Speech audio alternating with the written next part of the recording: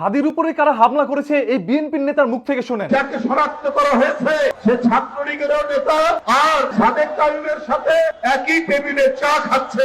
এখন এর বিচার কে করবে? যে হত্যাকারীকে শনাক্ত করা হয়েছে জামাত শিবিরের লোক। উনি কিন্তু ঠিকই বলেছে, যেই লোকটি হামলা করেছে উনি কিন্তু সাদিক কায়েমের সাথে বসে একসাথে চাও খাচ্ছে। এতে করে বোঝা যায় সাদিক কায়েম শিবির করে আর সেই শিবিরের কর্মীরা এই ধরনের কাজগুলো করছে, তারা এর সাথে জড়িত। সেম একই ভাবে আবার কিন্তু এই মির্জা আব্বাসের সাথে বসেও চা খাচ্ছে বিএনপির আরো অনেক নেতাদের সাথে। এখন আমি বুঝলাম না এই লোকটা সবার সাথে একই প্লেসে বসে কিভাবে চা খায়, তারা সবাই কি একত্রে ছিল? আমি বুঝলাম না। ডিজিটাল যুগ ভাই, এআই প্রযুক্তি এখন কতটা উন্নত সবাই জানে। কিন্তু ওই মুহূর্তে আমার নির্দেশনা পেত তাহলে তোমাদেরকে তুলে ধরা করতে আমাদের ছেলেরা।